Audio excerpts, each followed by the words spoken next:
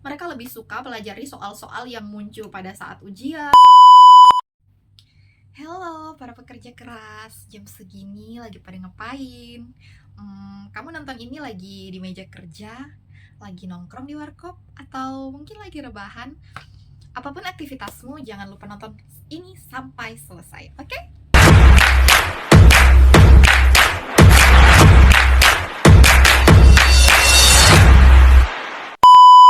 Di video kali ini aku ingin membahas tentang lintas generasi.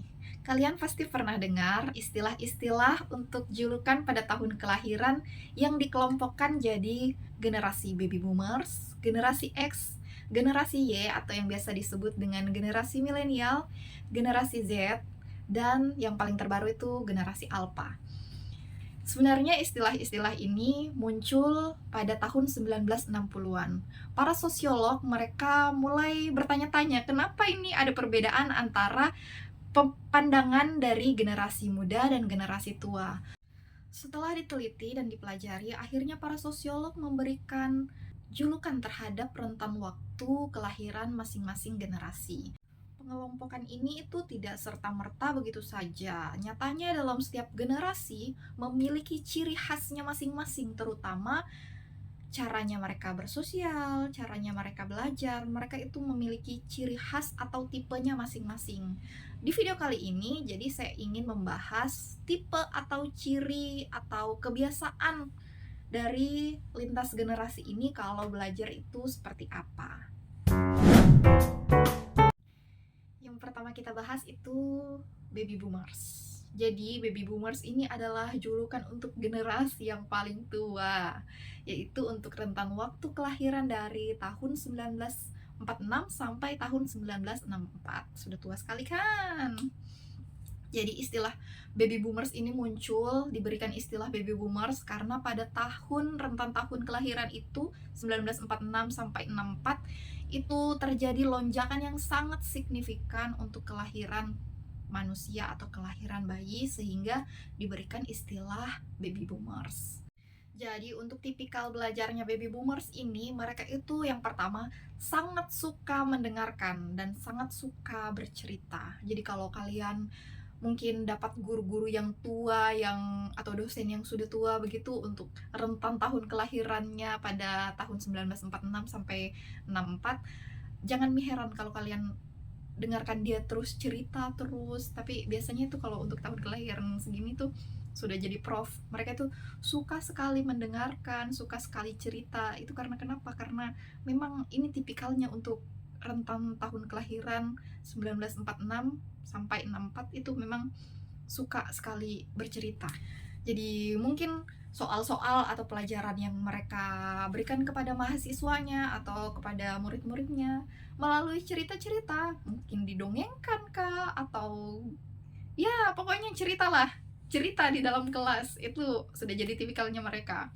Kemudian yang kedua itu mereka suka mengaitkan pelajaran dengan kehidupan gitu. Jadi kayak pelajaran ini kaitannya dengan kehidupannya kita kalau kita bikin apa begitu. Ini pelajaran kayak bagaimana kalau kita aplikasikan dalam kehidupan sehari-hari kayak begitu. Kemudian yang ketiga, mereka itu suka sekali kalau lingkungan belajar yang suportif. Maksudnya memberikan feedback yang baik kepada mahasiswanya atau kepada murid-muridnya. Misalkan pada saat mereka cerita atau belajar di kelas mengajar toh, mereka tanya siswanya, tanya jawab lah, bilang katanya kamu paham toh, coba ceritakan terkait pelajaran ini. Itu tipikalnya sekali untuk generasi baby boomers.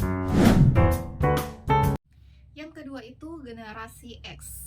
Istilah generasi X ini julukan untuk anak-anak yang kelahirannya dari tahun 1965 sampai tahun 1980. Jadi untuk tipikal belajarnya generasi X ini pada zaman dahulu, mereka suka sekali pelajaran yang cara belajarnya itu to the point, tidak terlalu bertele-tele. Mereka tidak suka yang terlalu ribet, mereka tidak suka yang terlalu ribet begitu, penjelasannya terlalu banyak sekali, mereka tidak suka. Mereka itu sukanya yang to the point. Kemudian yang kedua, mereka sukanya yang memiliki waktu yang fleksibel. Kemudian selain mereka suka mengatur jam atau waktunya sendiri dalam belajar, mereka lebih suka hal-hal itu yang kayaknya yang instan-instan begitu. Mereka suka kalau apa yang mereka pelajari langsung memberikan manfaat untuk kehidupannya mereka, begitu. Hal-hal yang langsung memberikan manfaat ini contohnya seperti kayak mereka suka pelajari soal-soal yang muncul pada saat ujian. Selanjutnya yang ketiga itu generasi Y atau yang biasa disebut dengan generasi milenial. Generasi milenial ini untuk julukan untuk rentan tahun kelahiran dari tahun 1981 sampai tahun 1996. Jadi untuk generasi milenial ini tipikal cara belajarnya mereka lebih suka cara belajar yang berkelompok. Jadi mereka lebih suka kalau misalkan dikasih tugasnya tugas kelompok. Pokoknya yang hal-hal yang dikerjakan bersama, penyelesaiannya itu pengerjaan bersama. Kemudian generasi milenial juga ini mereka karena untuk rentan tahun kelahiran itu baru muncul kemajuan teknologi baru masuk ya. Jadi untuk generasi milenial ini mereka lebih suka dalam hal belajarnya menggunakan kemajuan teknologi. Jadi misalkan kalau kerja tugas ya langsung cari di internet, yang kayak begitulah pokoknya manfaatkan kemajuan teknologi karena mereka lahir pada saat kemunculan awal teknologi. Kemudian mereka juga kalau belajar itu lebih suka langsung praktek, kayak misalkan diajarkan ini, ya lebih baik dosen atau guru untuk yang mengajar generasi milenial itu langsung kasih praktek saja mereka. Mereka lebih suka yang langsung praktek, kayak pelajari ini ya, jangan hanya cerita, kemudian teori begitu. Mereka nggak suka, mereka langsung praktek sukanya. Yang kedua dari terakhir itu kita bahas Gen Z.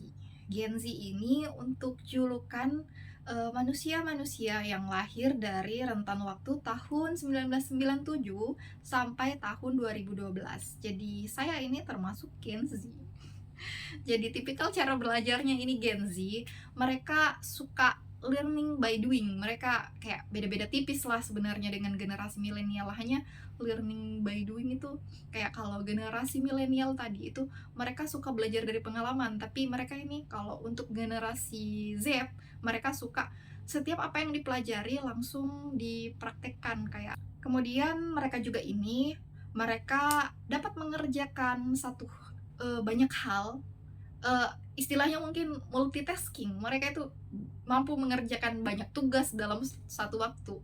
Mereka suka boostor mungkin kayak begitu. Kemudian yang terakhir mereka juga suka kalau belajar itu langsung dapat feedbacknya, kayak kita dikasih belajar ini, feedbacknya untuk kita itu apa kalau kita pelajari ini, kita dapat apa kalau kita pelajari ini, apakah itu berkaitan dengan kehidupan pribadinya kita, kayak kita dapat apa begitu kalau kita pelajari ini, untuk apa begitu. Mereka suka kayak begitu. Kemudian yang terakhir generasi Alpha. Generasi Alpha ini untuk generasi yang lahir tahun dari 2013 sampai tahun 2025. Jadi untuk generasi Alpha ini mereka suka belajar dengan cara yang punya visualisasi yang menarik. Jadi visualisasi kayak ada gambar-gambar yang lucu-lucu, yang banyak warnanya, mereka suka banyak visualisasinya begitu. Suka kalau misalkan mungkin kalau kita ajar mereka pakai infocus, mereka lebih suka. Makanya itu kan ini anak-anak generasi Alpha mereka lahir dengan sudah kemajuan teknologi sudah baik. Jadi mereka kayak lebih suka nonton YouTube, belajar sambil nonton YouTube, belajar kayak misalkan sekarang kan di YouTube banyak sekali itu belajar sambil nonton YouTube kan. Mereka itu suka, tipikal generasi Alpha itu mereka suka yang begitu. Selain itu generasi Alpha juga ini mereka lebih suka bereksperimen, suka coba-coba ini, coba itu. Kemudian mereka tuh punya tipikal yang kritis dan logis begitu. Jadi jangan heran kalau kayak anak-anak yang baru-baru ini, yang baru-baru lahir, mereka suka bertanya ini itu, mereka jawab saja karena itu mereka lahir dengan kemajuan teknologi yang baik. Jadi kayak banyak hal yang mereka lihat dari handphone, dari YouTube, TikTok, jadi mereka lebih kritis bawaannya. Kemudian kalau kita mau ajarkan juga mereka, Kalau kita mau kasih aturan, mereka tuh harus jelas aturannya. Kenapa dilarang ini, kenapa dilarang itu. Mereka tuh kalau ada peraturan, kritis sekali. Nah, jadi untuk generasi Alpha ini kalau misalkan ada apa-apa, kita harus jelaskan secara detail. Mereka tuh lebih kritis soalnya, lebih kayak harus jelas aturan, batasannya, kayak bagaimana, kenapa, why, mereka tuh lebih suka bertanya why, kenapa dibuat peraturan ini untuk mereka. Jadi itulah semua untuk pembahasan lintas generasi ini. Jadi untuk tipikal belajarnya untuk lintas generasi ini memang beda-beda. Jadi kita sebagai tenaga pengajar atau guru, sebagai orang tua, kita harus pintar-pintar, pandai-pandai bagaimana caranya mendidik ini generasi-generasi. Jadi lebih tepatnya sih ini edukasi baik untuk kayak tenaga pengajar atau guru ya, lebih biar lebih tahu kayak gimana itu caranya mengatasi ini generasi-generasi kalau kita lagi di dalam kelas kayak gitu.